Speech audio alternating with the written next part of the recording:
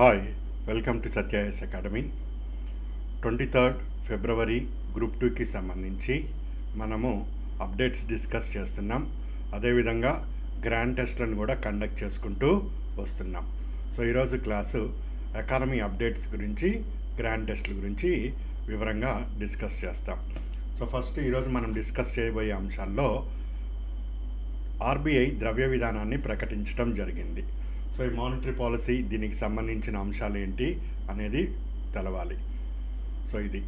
So ఆ కమిటీలో సభ్యులు ఎవరెవరు ఉన్నారు దానికి సంబంధించి, సో పాలసీ రేట్స్ ఏ విధంగా ఉన్నాయి. సో నేను ఏవైతే కొన్ని ముఖ్యమైన క్లాసెస్ మీకు అందరికీ ఇవ్వటం జరిగిందో ఆ క్లాసెస్ తప్పనిసరిగా ఫాలో అవ్వండి. సో ఇక్కడ target long term repo rate policy, TLTRO అని, ఇక్కడ ఎల్ఏఎఫ్, ఇవన్నీ కూడా నేను డీటెయిల్గా ఎక్స్ప్లెయిన్ చేశాను. ఆ క్లాసెస్ చూడండి. ఇక్కడ ఎంఎస్ఎఫ్ గురించి, రెపో రేట్స్, వీటి గురించి ఇవన్నీ కూడా వివరంగా ఇచ్చాను, అది చూడండి. అండ్ ఇక్కడ క్రెడిట్ లైన్ ఆన్ యూపీఐ, ఇది గతంలో ఏపీపీఎస్సి గ్రూప్ 1 ప్రిలిమ్స్లో కూడా రావటం జరిగింది. సో ఇప్పుడు ఈ క్రెడిట్ లైన్ గురించే రీసెంట్ ఆర్బీఐ పాలసీ ఏం చెప్పిందో దాన్ని కూడా పరిశీలన చేయాలి. అండ్ ఏదైతే నేను ఇచ్చానో ఈ బ్యాంకింగ్ సెక్టార్లకు సంబంధించి దాన్ని కంపల్సరీ ఫాలో అవ్వండి. ఎగ్జామ్కి చాలా చాలా ఇంపార్టెంట్. ఆ క్లాసెస్ అన్నీ ఫాలో అయిన తర్వాత ఇప్పుడు మనం చెప్పే అంశాన్ని ఫాలో అవ్వండి. సో ఇక్కడ నేను చూపించాను, క్వశ్చన్ పేపర్ ఈ విధంగా ఉంది, వాటిల్లో ప్రశ్నలు ఈ విధంగా వస్తున్నాయని కూడా. సో బ్యాంకింగ్ సెక్టార్ కంటే కేవలము ఎన్ని బ్యాంకులు ఉన్నాయి, దాన్ని ఎప్పుడు జాతీయకరణ చేశారు, ఆర్బీఐ ఏంటి, ఆర్బీఐలో ద్రవ్య విధానం ఏంటి, ద్రవ్య విధానంలో క్వాంటిటేటివ్ ఏంటి, క్వాలిటేటివ్ ఏంటి, క్వాంటిటీలో రెపో రేట్ ఏంటి, రివర్స్ రెపో రేట్, ఇవన్నీ ఓకే ప్రైమరీగా. బియాండ్ ఇవి దాటి వెళితే ఎగ్జామినర్ ఎట్టెళ్తున్నాడు అన్నవి ఇక్కడ ప్రశ్నలు మీకు కల్లార సాక్ష్యము. దానికి సంబంధించి మనం క్లాసెస్ అన్నీ కూడా వివరంగా ఇచ్చాము. అవన్నీ కూడా అభ్యర్థులు ఫాలో అవుతూ రండి. అదేవిధంగా ట్రెజరీ బిల్స్, వీటికి సంబంధించిన అంశాలు, అప్పుడు ఈ క్లాస్ అన్నది మరింత యూజ్ఫుల్గా ఉంటుంది.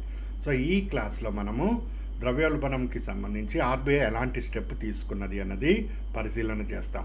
సో ఈ బెంచ్ మార్క్ వడ్డీ రేట్లని ఏ విధంగా ఫిక్స్ చేస్తూ వచ్చింది, ఇందులో ద్రవ్య విధానంలో ఈ వృద్ధిని ఒకటి లక్ష్యంగా తీసుకుని ఎట్లా వెళ్ళింది, ఇన్ఫ్లేషన్ కంట్రోల్ని తీసుకొని ఏ విధంగా ఆర్బీఐ వెళ్ళటం జరిగింది. ఈ వృద్ధిని తీసుకొని వెళ్తున్నప్పుడు సిఆర్ఆర్, క్యాష్ రిజర్వ్ రేషియోస్ని 4.5 నుంచి 4కి తగ్గించింది. ఈ పాయింట్ చాలా ఇంపార్టెంట్. దీనికి బ్యాక్గ్రౌండ్ ఏంటి, లాజిక్ ఏంటి, ఇది తగ్గించడానికి అన్నది ద్రవ్య విధాన లక్ష్యాలని ఈ విధంగా మనం స్టడీ చేస్తే యూస్ఫుల్గా ఉంటుంది. అది నేను మీకు వివరిస్తాను. నెక్స్ట్ ఇప్పుడు 50 బేసిస్ పాయింట్ తగ్గించింది. అందులో ఏ విధంగా ఎప్పుడెప్పుడు అవి ఎగ్జిక్యూట్ అవుతాయి అన్నది ఇక్కడ. సో వాటితో పాటు ఈ కన్జ్యూమర్ ప్రైస్ ఇండెక్స్ సంబంధించి ఏ విధంగా ఆర్బీఐ ఇన్ఫ్లేషన్ రేట్కి రెస్పాండ్ అయింది. అండ్ ఇవి ప్రజెంట్ రేట్స్. ఎగ్జామ్కి ముందు ఇట్లాంటి రేట్స్ ఏమైనా మనకు కరెంటులో వస్తే ఎగ్జామ్కి అవి చాలా చాలా ఇంపార్టెన్స్ ఉంటాయి. సో ఇవి కామన్గా వచ్చే రేట్స్. వీటితో పాటు అదనంగా స్టాండర్డ్ డిపాజిట్ ఫెసిలిటీ ఎస్డిఎఫ్ ఒకటి, మార్జినల్ స్టాండింగ్ ఫెసిలిటీ ఒకటి, వీటిని కూడా ఆర్బీఐ వివరించింది. వీటిలో ఏ అంశాలు ఉన్నాయి, అసలు ఎస్డిఎఫ్ మరియు ఎంఎస్ఎఫ్ వీటిలో వ్యత్యాసం ఏంటి, ఎస్డిఏఆర్ ఈ స్టాట్యుటరీ డ్రాయింగ్ రైట్ అని ఐఎంఎఫ్ ఆ విధంగా ఆలోచన చేయదు, ఇది వేరు. ఇక్కడ ఎస్డిఆర్ని సిఆర్ఆర్గా భావించరు, కానీ ఎస్ఎల్ఆర్గా భావిస్తారు. అసలు ఈ ఎస్డిఎఫ్లో ఏముంది. అదేవిధంగా మార్జినల్ స్టాండింగ్ ఫెసిలిటీ, సో దీనికి సంబంధించిన అంశం ఏ విధంగా ఉంది. And most important aspect, reserve bank of India RBI దీనిని తీసుకొని వస్తుంది, secured over night rupee rates. So ఇది సుబ్రహ్మణ్యం కమిటీ యొక్క సూచనల మీద దీనిని తీసుకుని వస్తున్నారు, Mumbai inter bank over night rates. So అసలు ఏమున్నది, దీని గురించి ఏమి అంశాలు పరిగణలోకి తీసుకోవాలి. ఈ లైబర్ ఇవన్నీ చాలాసార్లు డిస్కస్ చేసాం, మళ్ళీ ఒకసారి దీన్ని బ్రీఫ్గా టచ్ చేసుకొని వెళ్తాం. అండ్ మోస్ట్ ఇంపార్టెంట్ ఈ try party repo. So repo తెలుసు మనకు, రివర్స్ రెపో తెలుసు, and long term repo rate కూడా తెలుసు. ఇప్పుడే మీకు క్లాస్లో కూడా చూపించాను, అందులో మనం చెప్పిన క్లాసు. ఇదే విధంగా టీపీఏ, ట్రైపార్టీ ఏజెంట్, ట్రైపార్టీ రిపో, దేనికి సంబంధించింది అన్న విషయం కూడా ఇప్పుడు మనం డిస్కస్ చేస్తాం. సో ఈ విధంగా మానిటరీ పాలసీ ఎగ్జామ్కి ముందు వస్తే దాంట్లో ఏ అంశాలు పరిగణలోకి తీసుకోవాలన్నది ఈరోజు నేను మీకు క్లాస్లో వివరిస్తాను. వాటితో పాటుగా ఇక్కడ మీరు గమనించాల్సింది, the minutes of MPC meeting will be published on 20th December. So ఈరోజు 11th December. మినిట్స్ అన్నీ కూడా ఆర్బీఐ 20th December నాడు పబ్లిష్ చేస్తుంది. 6th నాడు మానిటరీ పాలసీ విడుదల చేయటం జరిగింది. ఎప్పుడైనా కానీ మానిటరీ పాలసీ విడుదల చేసిన తర్వాత 15 రోజుల తర్వాత దానికి సంబంధించిన ఈ మినిట్స్ అన్నీ కూడా విడుదల చేస్తుంది. అంటే 20 నాడు ఇది విడుదలవుతుంది. ఇక్కడ ఒక పాయింట్ని అభ్యర్థులు గుర్తుంచుకోవాలి. సో అందులో ఇంకేమన్నా ఇంపార్టెన్స్ ఉంటే వాటిని కూడా మనం ఎగ్జామ్ పాయింట్ ఆఫ్ వ్యూలో తీసుకుంటాం. సెకండ్ పాయింట్, ఇదే ఇష్యూస్లో నెక్స్ట్ మానిటరీ పాలసీ అన్నది 5th నుంచి 7th మధ్యలో జరుగుతున్నది 2025 నాడు. మన ఎగ్జామ్ 23rd February. సో ఒకటి ఇది ఇంపార్టెంట్ అవుతుంది ఎగ్జామ్కి. నెక్స్ట్ ఇది ఏదైతే ఉందో 5th నుంచి 7th, ఆ 23rd ఎగ్జామ్కి ఇందులో నుంచి కూడా బిట్స్ రావచ్చు. సో దానిని కూడా మనము ఎగ్జామ్ వరకు తీసుకొని వెళ్ళాలి, లేకపోతే ఎంత చదివింది మనకు వృధా అవుతుంది. సో అందుకే ఈ పాలసీని పట్టుకుందాం, దీనిని కూడా మనం క్యాచ్ చేయటం జరుగుతుంది. 23rd Feb అంటే ప్రాబబ్లీ మీకు 15 నుంచి 18th వరకు వచ్చే ప్రతి అప్డేట్ కూడా ఎగ్జామ్కి ఇంపార్టెంట్. ఇది ఈరోజు మనం డిస్కస్ చేయబోయే అంశము. నెక్స్ట్ మనము గ్రాండ్ టెస్ట్లని డిస్కస్ చేస్తూ వస్తున్నాం. సో ఇప్పుడు గ్రాండ్ టెస్ట్ 1 అయింది. ఈరోజు గ్రాండ్ టెస్ట్ కూడా అప్లోడ్ చేశాను, అది కూడా మీరు ఆన్సర్ చేస్తారు. యాక్చువల్గా నేను దీన్ని ఎక్స్ప్లెయిన్ చేయొచ్చు. ఎక్స్ప్లెయిన్ చేస్తుంటే ఒక్కొక్క క్లాస్ వచ్చి 6 నుంచి 8 hours పడుతున్నది నాకు. సో ఇంత టైము మీరు ఈ సమయంలో స్పెండ్ చేయలేరు, ఒకవేళ నేను ఇంత టైం స్పెండ్ చేసినా కానీ. అండ్ ఇదే టైము నేను కంటిన్యూ చేయాలి అంటే February 1st నాడు మనకు కొత్త బడ్జెట్ ఒకటి వస్తున్నది, కొత్త బడ్జెట్ వస్తున్నది. అదే సమయంలో కొత్త ఎకనామిక్ సర్వే కూడా వస్తున్నది. సో ఆ టైంలో ఈ 2 బ్లాక్ అయిపోతాయి మనకు. సో అందుకే నేను ఈ ఎక్స్ప్లెనేషన్ అంతా కూడా వివరణ అని మీకు ప్రింట్ చేసే పంపిస్తున్నాను. ఒకవేళ మీకు ఇది అవసరం లేదు అనుకుంటే హాయిగా ఎంతసేపు అయినా వీటిని డిస్కస్ చేయొచ్చు. కానీ మీరు ఎలాగో చదవటం వచ్చు కాబట్టి తెలుగు ఈజీగా దాన్ని చదువుకుంటూ వెళ్ళొచ్చు. ఈ కొత్త సర్వే నుంచి మనకు కొన్ని కీ ఏరియాస్ ఇంపార్టెన్స్ ఉంటాయి కాబట్టి వీటిని చర్చించడం కూడా అంతే ప్రాధాన్యత ఉంటుంది ఎగ్జామ్కి. ఇవన్నీ చేస్తే కానీ ఎకానమీకి అవుట్కమ్ రాదండి. అదేవిధంగా ఇప్పుడు ఉండే ఎస్ఎన్టీకి కూడా ఇదే రకంగా వర్క్ చేస్తున్నాం మనము. సో ఈ టెస్ట్కి సంబంధించి ఒకసారి మీకు చూపిస్తాను. అది ఎక్కడ, ఏ విధంగా, కొత్త అభ్యర్థులు ఎవరైనా ఉంటే ఏ విధంగా లాగిన్ అవ్వాలో మీకు తెలుస్తుంది. ఇది రిజర్వ్ బ్యాంక్ ఆఫ్ ఇండియాకి సంబంధించి 6th December 2024 నాడు మానిటరీ పాలసీ అని వచ్చింది. మీరు ఎవరన్నా ఓపిక ఉండి చదవగలుగుతాను, నాకు అంత పర్వాలేదు నాలెడ్జ్ ఎకానమీ పరంగా అంటే దీన్ని ఇట్లా క్లిక్ చేయండి, మీకు ఫుల్ డాక్యుమెంట్ అన్నది ఇక్కడ వస్తుంది. ఇది PDF, దాన్ని మీకు ఓపిక ఉన్నంతసేపు చదువుకోవచ్చు.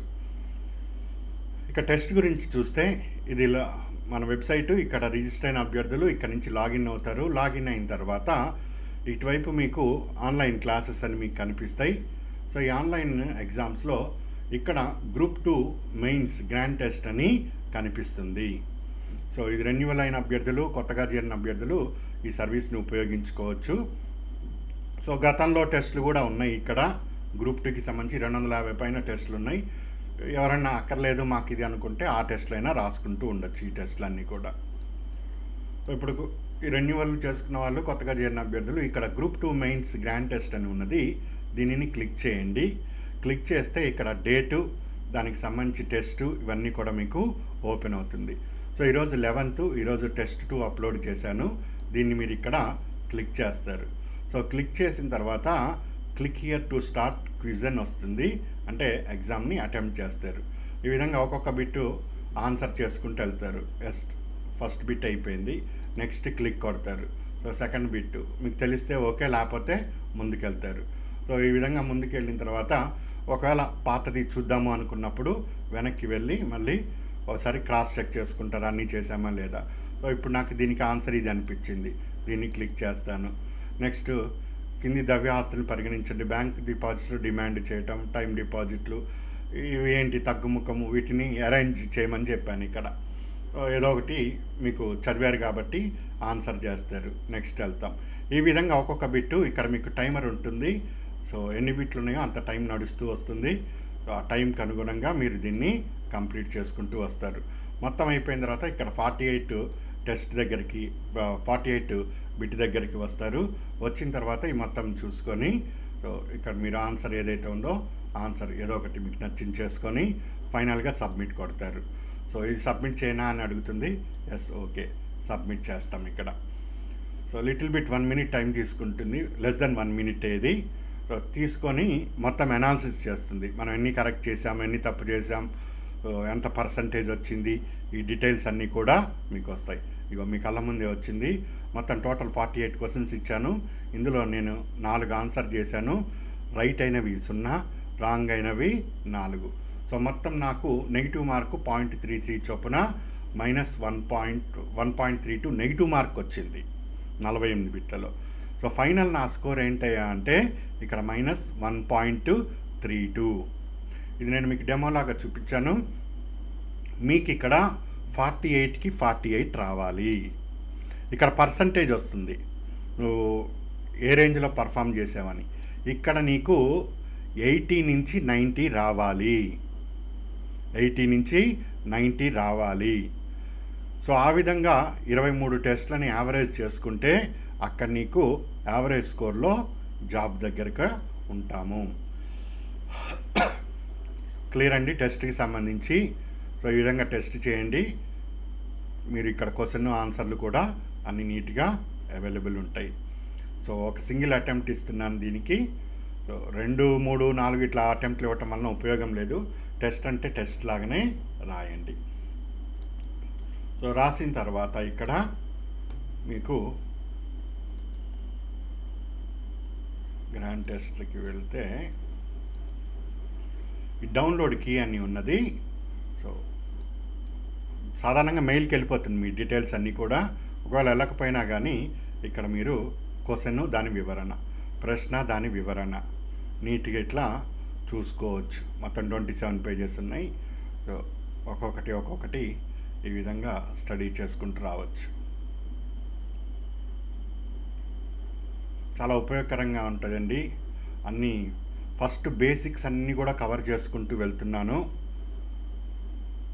తర్వాత ఇంకా స్టాటిక్ అండ్ డైనమిక్ రెండింటి మీద మన ఫోకస్ ఉంటుంది. సో స్టాటిక్ అన్నీ కూడా ఇప్పుడు కవర్ అయిపోతూ వస్తాయి. ఇందులో కొన్ని కరెంట్ రిలేటెడ్వి కూడా వస్తాయి. ప్రధానమంత్రి జన్ధన్ యోజన కానీ, లేదా ముద్రా యోజన కానీ, ఉజ్వల్ యోజన కానీ, అంతర్జాతీయ బ్యాంక్ గురించి కానీ, లేదా తారాపూర్ కమిటీ చాలాసార్లు అడుగుతున్నాడు ఇది, అది కానీ, అగ్రికల్చర్ మార్కెట్స్ దానికి సంబంధించి కానీ, ఆర్థిక సరళీకరణకి సంబంధించిన అంశాలు కానీ, జీడిపి దానికి సంబంధించి, ఎల్పిజి రీఫార్మ్స్, 12వ పంచవర్ష ప్రణాళికలు కూడా చదవండి. సిలబస్లో ఇచ్చాడు, వస్తాయి. ఫైనాన్షియల్ కార్పొరేషన్స్కి సంబంధించి, బ్యాంకులు డిపాజిట్స్ దానికి సంబంధించి, ఓపెన్ మార్కెట్ కార్యకలాపాలు ఏంటి, ఆర్బీఐది,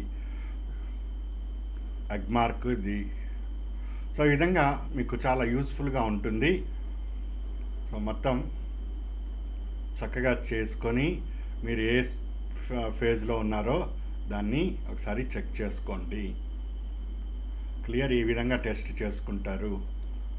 సో టెస్ట్ చేసుకున్నాక మీ స్కోర్ని అనాలిసిస్ చేస్తారు. మళ్ళీ చెప్తున్నాను, మీ స్కోర్ ఎంత రావాలి, ఎన్ని బిట్స్ ఉంటే అన్ని బిట్స్ అటెంప్ట్ చేసుకుంటారు. ఇప్పుడు 47, 48 ఉన్నాయి. నెక్స్ట్ 60, 65, 70 ఇట్లా కూడా వస్తూ ఉంటాయి. ఆ విధంగా మనం టెస్ట్లకి వెళ్తాము. ఇక్కడ టెస్ట్ 1 కంప్లీట్ అయిపోయింది. ఇంకా రాయని వాళ్ళు ఉంటే రాసుకోవచ్చు. మీకు ఎప్పుడు సమయం దొరికితే అప్పుడు రాసుకోవచ్చు. 23rd ఫిబ్రవరి వరకు మాత్రమే ఇవన్నీ ఉంటాయి. ఆ తర్వాత ఉండవండి. ఎగ్జామ్ అయిపోతుంది. ఇవి కూడా ఇక క్లోజ్ అయిపోతుంది, అకౌంట్స్ అన్నీ కూడా. ఇది 11th ఈరోజు నాడు టెస్ట్ ఇక్కడ అప్లోడ్ చేశాను, రాసుకోండి. సో మీకు ఎంత పర్సంటేజ్ రావాలన్నాను, 80 to 90% రావాలి. దీనికన్నా తగ్గింది అంటే మీ పర్ఫార్మెన్స్ బాగలేదు. సో 0 to 20 వచ్చిందంటే చాలా దూరంగా ఉన్నారు మీరు సక్సెస్కి. 20 నుంచి 40 మధ్యలో ఉన్నారు అంటే ఇప్పుడున్న హార్డ్ వర్క్కి 70% పైన మీరు హార్డ్ వర్క్ పెంచుకోవాలి.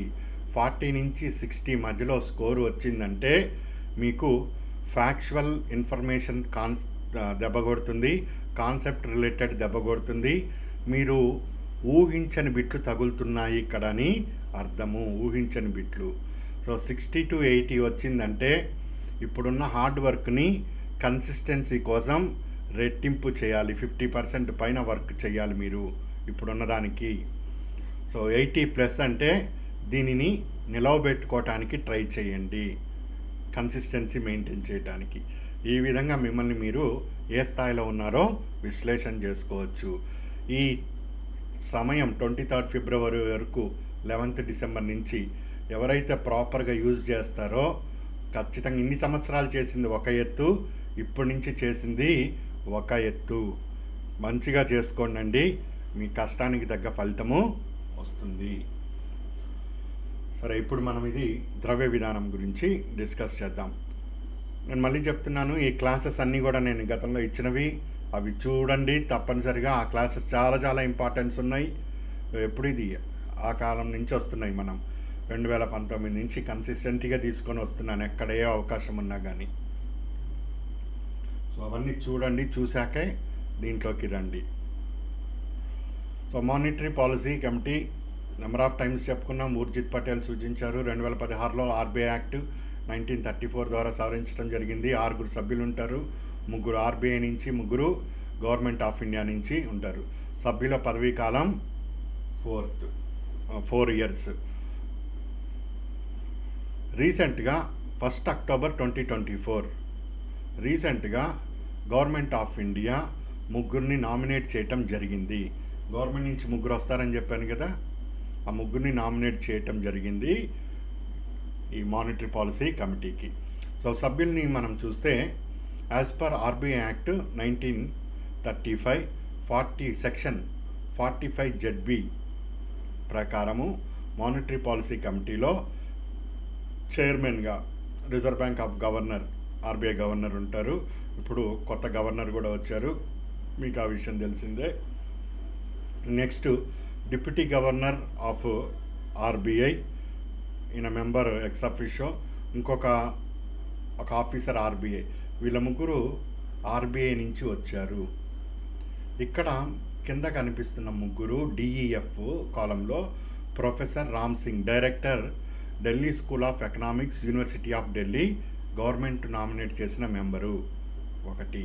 నెక్స్ట్ భట్టాచార్య, ఈయన ఎకనామిస్టు, ఈయన ఇంకొక సభ్యుడు. 3వ ఆయన నాగేష్ కుమారు. సో ఈయన institute for studies in industrial development, ఈయన ఒక మెంబరు. ఈ 3 గవర్నమెంట్ ఆఫ్ ఇండియా నామినేట్ చేయటం జరిగింది. వీరి పదవీ కాలము 4 సంవత్సరాలు ఉంటుంది. ఈ క్రింది వారిలో కొత్తగా ఎవరిని పంపించటం జరిగింది, నామినేట్ చేయటం జరిగింది మానిటరీ పాలసీ కమిటీలో అన్నప్పుడు ఈ పేర్లు నువ్వు గుర్తుపెట్టుకోవాలి. నువ్వు గుర్తుపెట్టుకుంటావనే రీసెంట్గా వచ్చిన దాన్ని కూడా నేను మీకు ఇక్కడ అప్డేట్ చేయటం జరుగుతుంది. ఒకళ్ళు రామ్ సింగ్, ఒకళ్ళు భట్టాచార్య, ఇంకొకళ్ళు నాగేష్ కుమార్. ఈ 3 గవర్నమెంట్ నుంచి. మిగిలిన 3 ఎవరైతే ఉన్నారో వాళ్ళు ఆర్బీఐ నుంచి. సో వీళ్ళందరూ కూర్చొని మానిటరీ పాలసీని డిస్కస్ చేశారు. ఇవి పాలసీ రేట్స్ ఇప్పుడు నేను ఇచ్చాను, అవి గుర్తుపెట్టుకో. ఇవి జస్ట్ ఇక్కడ ఉన్నట్టుగా నీకు తెలుస్తుంది.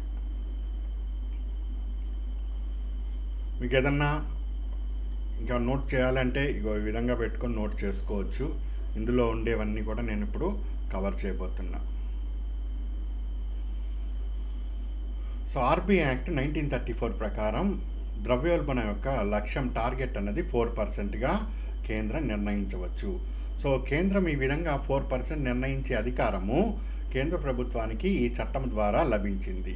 సో ఈ లక్ష్యాన్ని ఆర్బీఐతో చర్చించి ప్రతి 5 సంవత్సరాలకి ఒకసారి మార్చుకోవచ్చు. సో ఇన్ఫ్లేషన్ అనేది 4% ఉండాలా, 8% ఉండాలా అన్నది ఆర్బీఐతో చర్చించి, ఖచ్చితంగా చర్చించాలి, కండిషను. ఆ తర్వాత ఇది 4 అక్కర్లేదు 6 పెడదాం, 6 అక్కర్లేదు 8 పెడదాం, ఈ విధంగా గవర్నమెంటు మార్చుకోవచ్చు. సో క్లియర్, ఈ పాయింట్ మీకు అర్థం అవ్వాలి. చాలాసార్లు చెప్పుకున్నాం. అయితే 4% అంటే అదేమి మైల్ రాయి గది కదా, అట్లా పోయి ఆ విధంగా నిలవబడి ఉండటానికి. సో దీనికి ±2 రేంజ్లో ఉండే విధంగా ఆర్బీఐ చర్యలు తీసుకుంటుంది. ఇప్పుడు మీరు 50 బిట్లకి టెస్ట్ రాశారు, కరెక్ట్గా మీ స్కోర్ వెళ్ళి 50 దగ్గర ఆగదు. అది 50 అవుట్ ఆఫ్ 50 అన్నది జరగని పని. జరిగితే అది అదృష్టము, లక్కు, ఎన్నో ఫ్యాక్టర్స్. అందుకని ±10 అని మన స్కోర్ వేసుకుంటాం. అంటే ఒక 40 అట్లా రావచ్చు. నువ్వు మొత్తం అటెంప్ట్ చేస్తే ఒక 30 వచ్చినాయి. సో నువ్వు 30 చేస్తే దీంట్లో ఒక ±10 అనుకుంటాం. అంటే మహా అంటే 20 దగ్గర పడుతుంది నీ స్కోరు, లేదా 40 మధ్యలో ఉంటుంది. నువ్వు అటెంప్ట్ చేసిన 30లో ±10 అంటే 20 నుంచి 40 మధ్యలో నీ స్కోర్ వస్తుంది. అదేవిధంగా ఇక్కడ ±2 అంటే 4, LTL అంటే lower threshold limit 2, upper threshold limit 6, 4 + 2 6, 4 - 2 2. So 2 నుంచి 6 మధ్యలో ద్రవ్యోల్బణం కదులుతూ ఉండొచ్చు అటు ఇటుగా. 6 దాటకూడదు, 2 కన్నా తక్కువ రాకూడదు. ఇది ద్రవ్యోల్బణం యొక్క రేంజ్ అని పిలవటం జరుగుతుంది, ±2. So monetary policy committee bench mark వడ్డీ రేట్లను ఫిక్స్ చేస్తుంది. దాని ఆధారంగానే మిగిలిన అంశాలన్నీ కూడా ఇది సెట్ చేస్తుంది. మరి ఇప్పుడు ద్రవ్యోల్బణం 6 దాటిందా, 2 కన్నా తక్కువ ఉందా? భవిష్యత్తులో 6 దాటుతుందా, 2 కన్నా తగ్గిపోతుందా?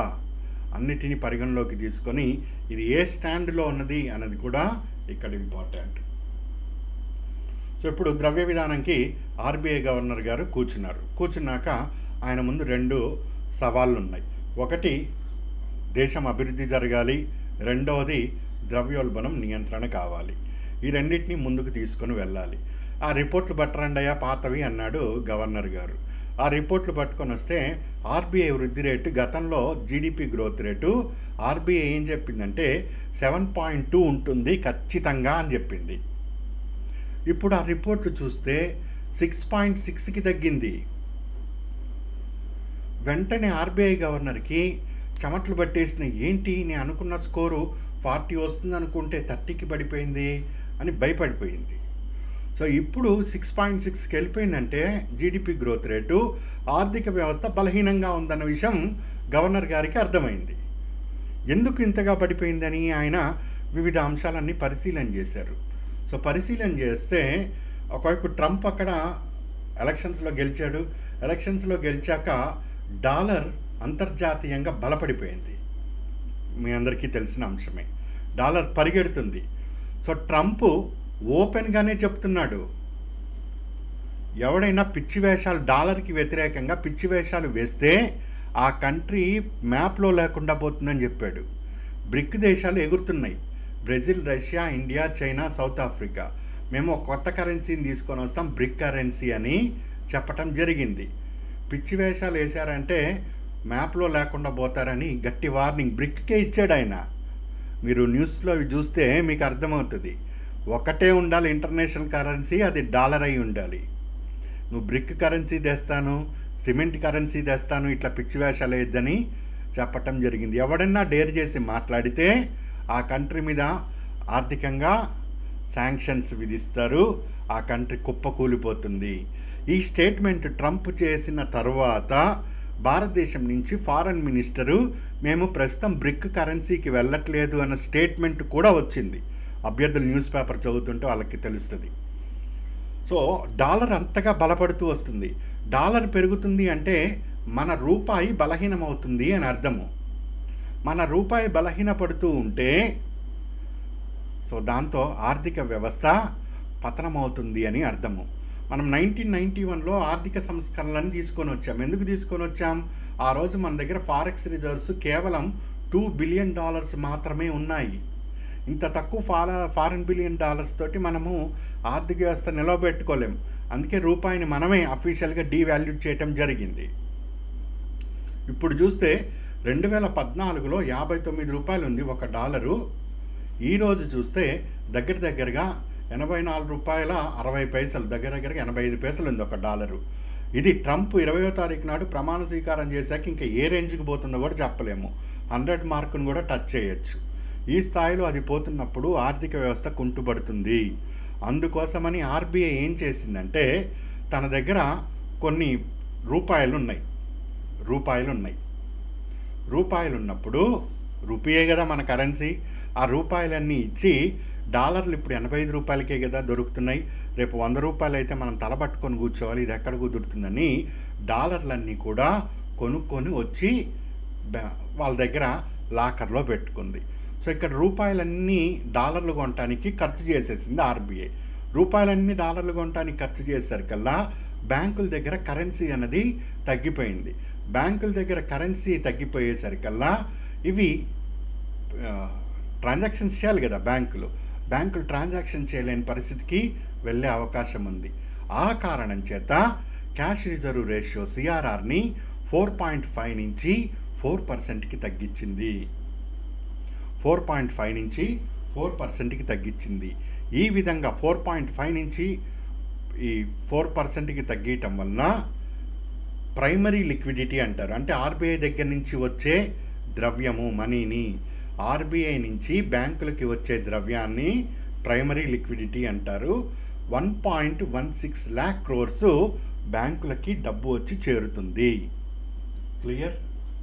So cash reserve ratio 50 basis points అంటారు. 4.5 నుంచి 4కి తగ్గించడం వలన బ్యాంకుల దగ్గర 1.106 crores వస్తుంది.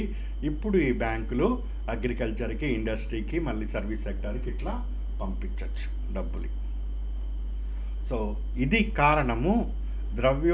ఇది వృద్ధిని దృష్టిలో పెట్టుకొని సిఆర్ఆర్ని తగ్గించింది. ఇక్కడ నీకు డౌట్ వస్తున్నది, ఇప్పుడు ఎందుకండి forex reserves already government of India దగ్గర 650 ఉన్నాయండి. $650 billion ఉన్నాయి. 1991లో $2 billion ఉన్నాయి. ఇప్పుడు $650 billion ఉన్నాయి. గతంలో మనం చెప్పిన క్లాసెస్ ఎవరైనా విని ఉంటే ఫారెక్స్ రిజర్వ్స్ ఎన్ని రిజర్వ్స్ ఉంటే నువ్వు అంత కరెన్సీని ప్రింట్ చేయొచ్చు. కరెన్సీ ప్రింట్ చేయటానికి ఐఎంఎఫ్లో నీ బలాన్ని చూపించడానికి ఫారెక్స్ రిజర్వ్సే కారణమవుతాయి. ఈ ఫారెక్స్ రిజర్వ్స్ ఈరోజు $1 = 85 రూపీస్ దగ్గర ఉన్నప్పుడు 650 అయింది. కర్మకాలి మనది $1 = 100 రూపీస్కి పోతే మనము ఏ $400కో ఎక్కడికో పోతాము. మనం కొత్తగా కరెన్సీని ప్రింట్ చేయలేము, ఐఎంఎఫ్ దగ్గర అప్పులు తెచ్చుకోలేము, మనం ఇంటర్నేషనల్గా మనము వీక్ అయిపోతాం. సో భవిష్యత్తులో ఇట్లాంటి సమస్యలు ఉండకూడదని ఆర్బీఐ చర్యలు తీసుకుంది. సో ఇది దీని వెనకాల లాజిక్ ఎకానమీలో. సో ఇప్పుడు పాయింట్ నీవు గుర్తుపెట్టుకోవాల్సింది, ఆర్బీఐ తగ్గించింది. క్లియర్? ఎందుకు తగ్గించింది? జీడిపి తగ్గుతున్నది అన్నది దాని ప్రొజెక్షను. ఎంతకి తగ్గింది? 6.6కి తగ్గింది. వాడంతకుముందు ఎంత కలలు కన్నారు? 50 out of 50 అంటే 7.2 అని కలగన్నారు. వాస్తవంగా చూస్తే ఎంత? ఇది మన బలము, అందుకని తగ్గించాం. 100 basis point అంటే 1% అని అర్థము. 50 basis point అంటే 0.5% ఇది. సో 0.5%లో కూడా 14th Decemberకి 25 basis point, 28th December నుంచి 25 basis point. 2 ట్రెంచెస్, 2 వాయిదాల్లో తగ్గిస్తుంది. ఒకే షాట్లో తగ్గించట్లేదు. అది కూడా ఇంపార్టెంటే. సరే, అయిపోయింది. ద్రవ్యోల్బణంలో వృద్ధి అమ్మయ్య అనుకున్నారు రిజర్వ్ బ్యాంకు గవర్నర్ గారు. ఇప్పుడు పక్కన ఇట్లా తలకాయ తిప్పాడు. తలకాయ తిప్పగానే ఇన్ఫ్లేషను భగ్గుమన్నది ఒక్కసారిగా. ఏంటా ఇన్ఫ్లేషన్ ఇట్లున్నది అని చూశాడు.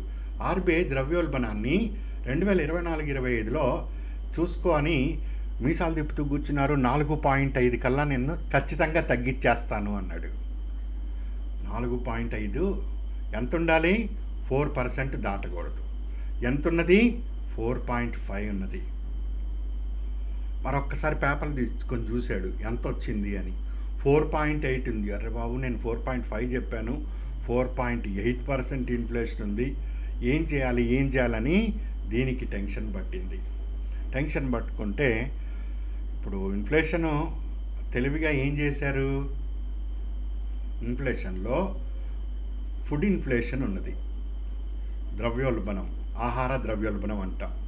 నేను మామూలు టెస్టుల్లో ఇస్తున్నాను, నువ్వు కూడా ఈ క్లాస్ అవ్వగానే చదువు, నీకు మొత్తం చెప్పాను ఆహార ద్రవ్యోల్బణం అని.